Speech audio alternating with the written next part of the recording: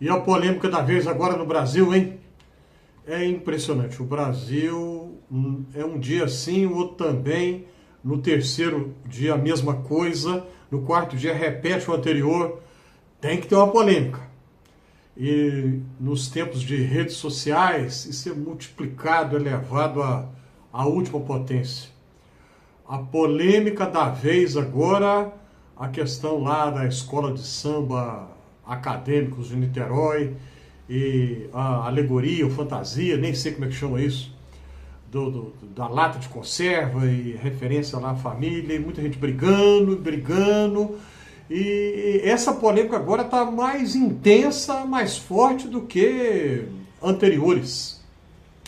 A briga está muito intensa, né? Ânimos muito acirrados.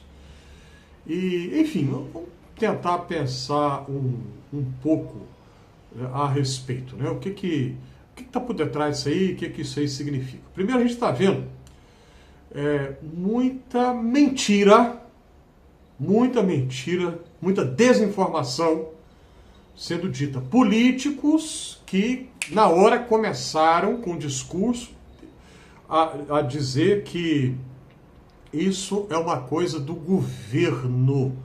Não é. O governo federal não tem absolutamente nada a ver com isso. Nada. Alguns estão dizendo, isso é coisa do governo. O presidente da República comprou a escola de samba. Alguém veio discutir comigo e falou isso. Eu falei, não comprou. De onde você tirou isso? Você tem, por acaso, alguma prova de uma acusação tão grave, tão séria como essa? E aí a pessoa simplesmente repetiu, comprou sim.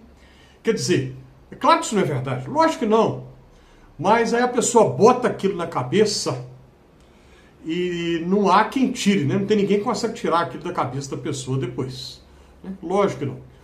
O governo brasileiro, a presidência da República, ninguém orientou a escola de samba. Vocês vão fazer assim, assim, assim. Claro que não. A escola de samba é totalmente independente. A criação do samba enredo, e as fantasias, e carro alegórico, essa coisa toda. As escolas têm totalmente liberdade para isso. O governo não tem nada a ver com essa história. Absolutamente não. Né? Aí outros disseram, estão atacando a fé cristã. Será? Será que estão mesmo? Será que estão mesmo?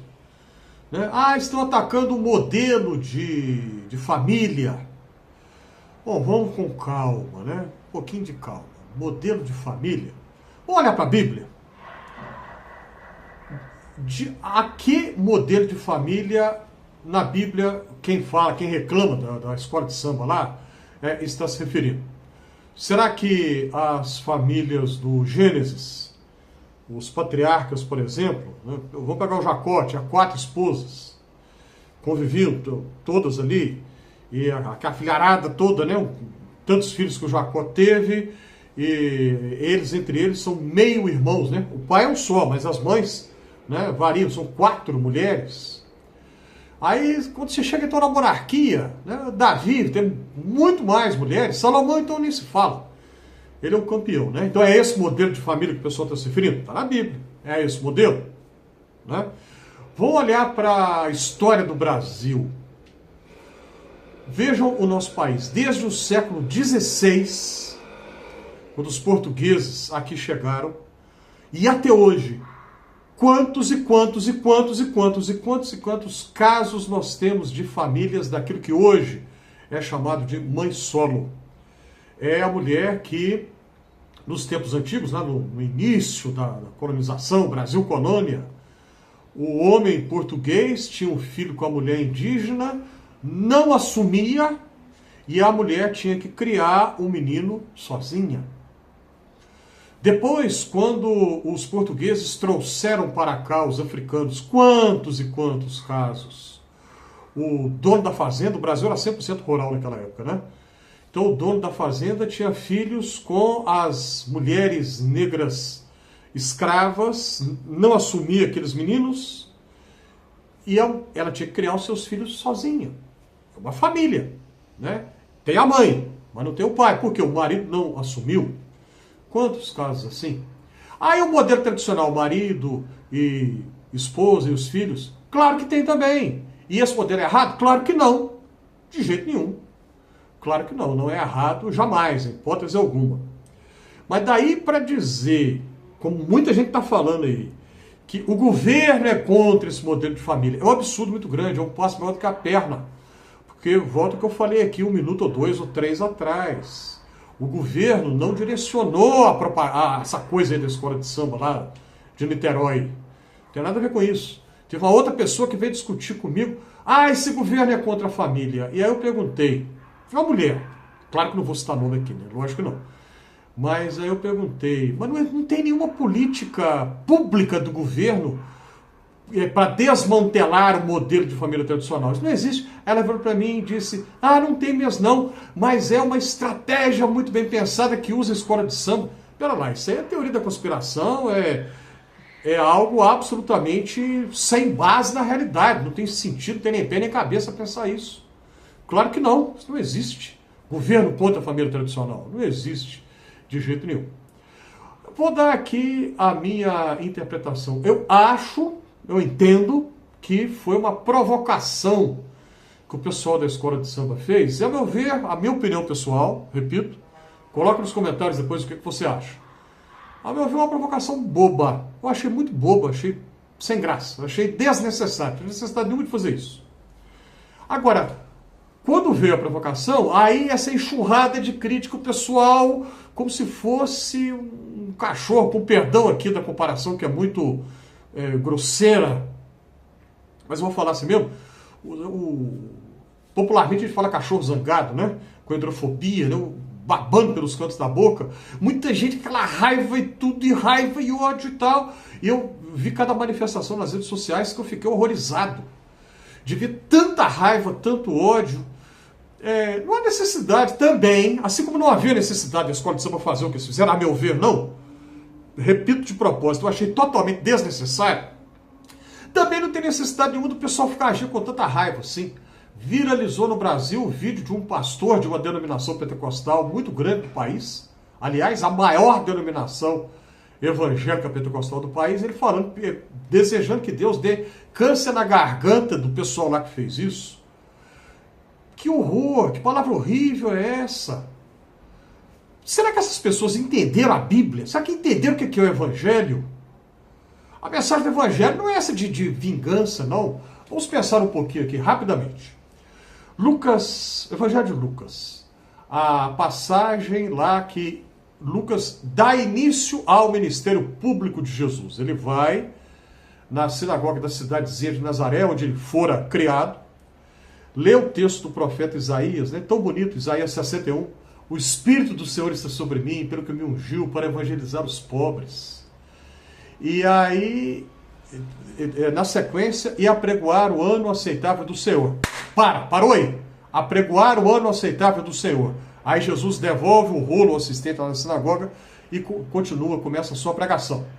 Continua não. Para de ler e começa a pregação. Em Isaías, quando você vai ler lá, Isaías está escrito assim, apregoar o ano aceitável do Senhor. Que ano é esse? É o ano do jubileu. Uma vez a cada 50 anos, quando as dívidas seriam perdoadas.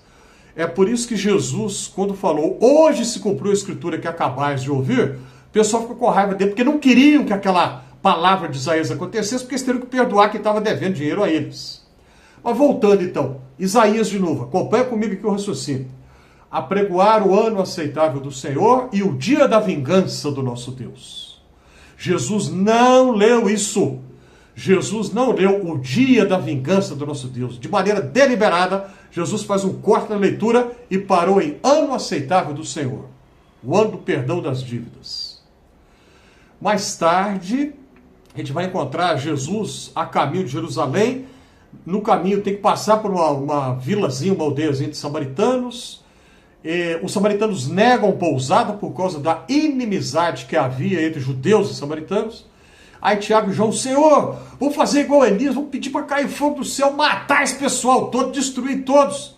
Jesus repreendeu, não os samaritanos, mas a Tiago e João. Vocês não sabem o que vocês estão falando. Eu não vim para destruir, eu vim para salvar. E mais tarde Jesus foi escarnecido, zombado, cuspiram no rosto dele, bateram, foi espancado, chicoteado, colocaram a coroa de espinhos na sua cabeça. Imagina a dor que é. Eu não consigo imaginar a profundidade da dor. E aí, o que ele clama a Deus em agonia na cruz, porque o crucificado fica pendurado ali, então para respirar é muito difícil. Com certeza ele falou palavra por palavra.